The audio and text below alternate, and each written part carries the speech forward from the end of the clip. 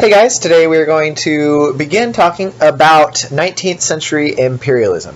And by 19th century, I really mean like the later half of the 19th century and the first little bit of the 20th century. That is the era of like modern industrial imperialism. Here are your goals.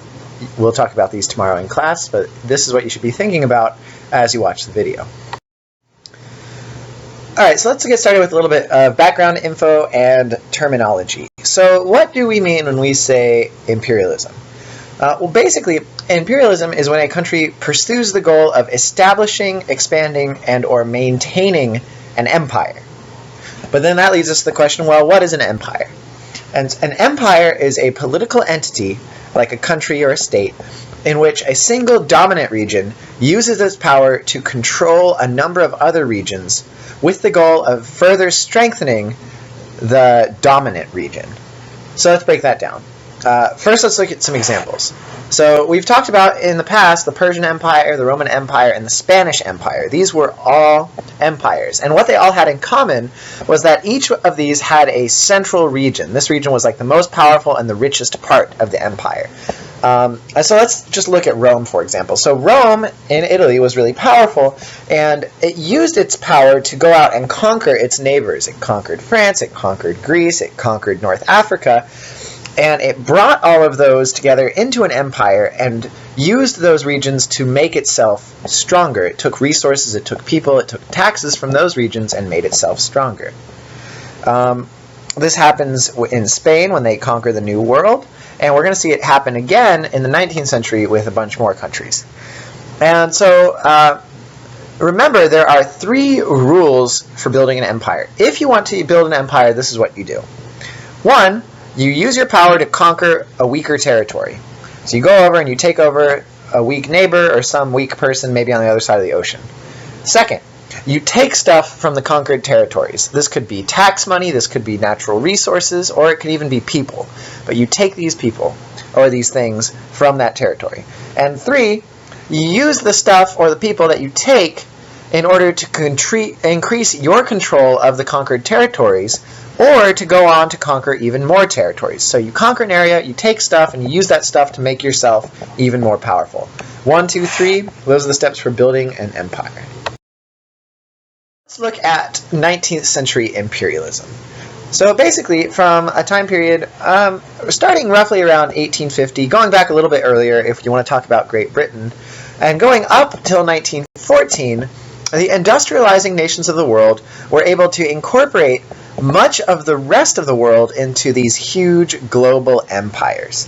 And there were a couple major players and then a couple more minor players that you should know about. The major players in this were Britain, France, Germany, Russia, Japan, and the United States.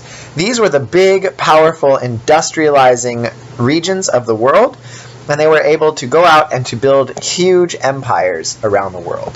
There were also some smaller players. These were lesser industrial powers, and these included places like Belgium, Italy, Portugal, and the Netherlands.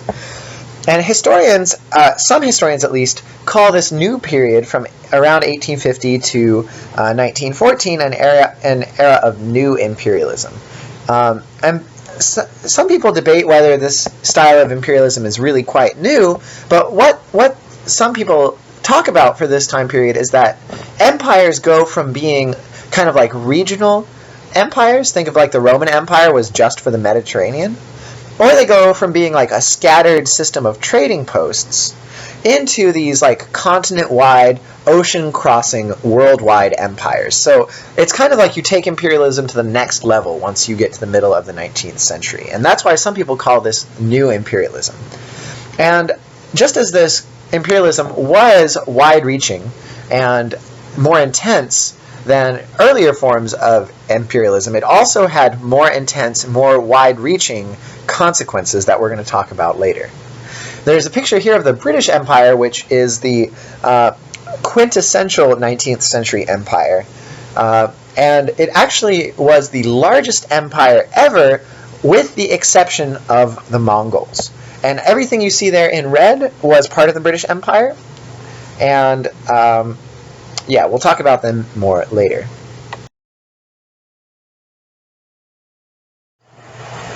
So here's a map of the world in 1914, and it shows the major world empires that have been set up by that time period.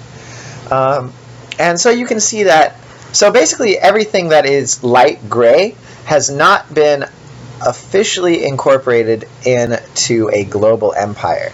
But even that is a little bit inaccurate, because a lot of South America was kind of controlled either by the United States or by Great Britain. So we could kind of shade, let's say like Brazil and Argentina, we could shade them in as kind of being like half pink, because they were halfway controlled by the United Kingdom. Same thing for China. China had been split up into a bunch of spheres of influence, and they were controlled by empires as well. So basically what was going on was that all of the world had been split up into maybe like 10 different global empires, and that was how the world worked. So you were seeing more bigger empires in the 19th century than you've ever seen before in world history. And now a good question is, why does that happen?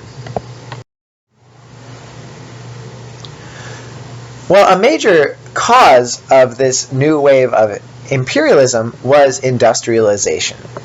And we can get a hint that this is the case from the fact that all of the major empires of the 19th century were centered on industrializing nations. So an industrial nation always stood at the core of these new global empires. And there are a couple of reasons for this. First of all, industrialization makes it easier to set up an empire because it makes a nation more powerful. And remember, the first step in setting up an empire is using your power to take over somebody else. So if you become more powerful, there are going to be more opportunities for imperialism. And industrialization makes a country more powerful in a number of ways.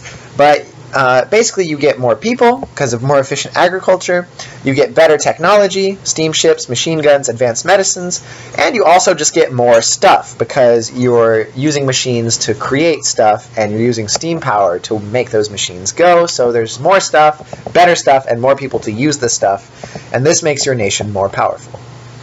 Also, another reason that industrialization leads to empire is that industry demands natural resources.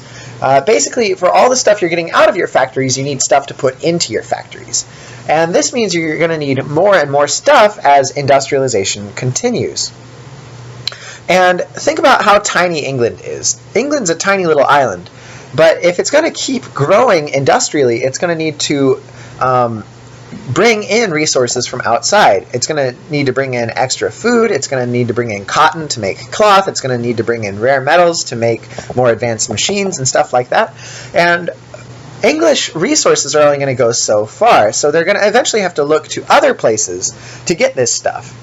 And what Britain does to secure its imports of these important resources is they set up colonies in order to secure those resources, and then they can import them into Britain. So imperialism is a way for industrial nations to bring in the natural resources that they need. And 3, industrial nations also need places to sell their products.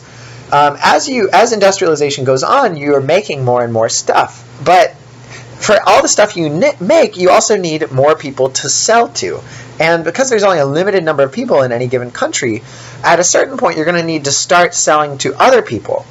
And what industrialized nations started to do in the second half of the 19th century was to claim other areas and to sell their stuff in those areas.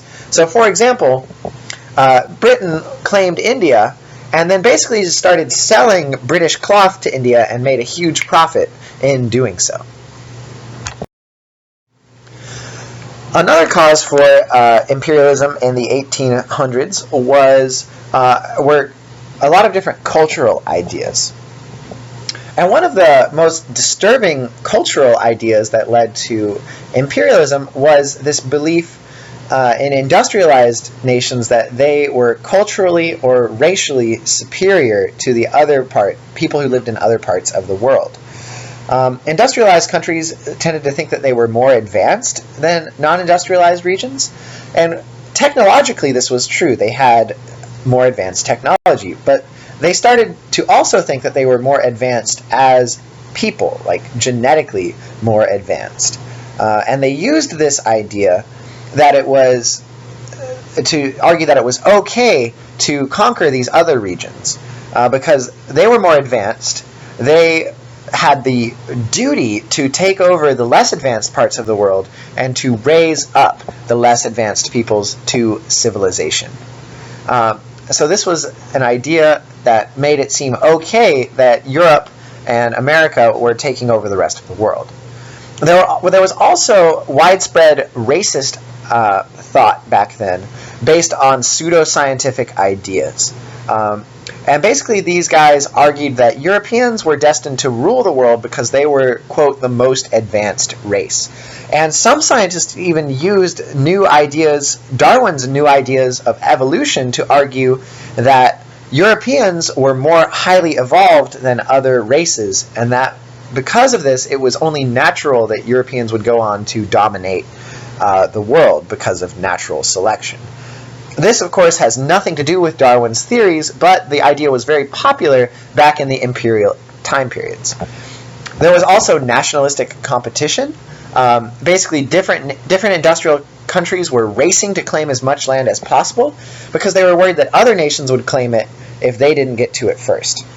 And finally, they also wanted to distract the poor masses who lived in their cities. So the poor working class peoples were suffering a lot during this time period, but they were often distracted and impressed by imperial adventures, right? So if your country won like a great battle or conquered a whole big chunk of territory, you would be happy and you would tend to like the government. So governments could use nationalism, or could use imperialism to distract their workers and their masses in order to prevent revolution and to increase their own popularity. So sometimes governments pursued imperialism even when it didn't make sense, just because it was popular at home. Here are your goals. We'll talk about these tomorrow in class, but this is what you should be thinking about as you watch the video.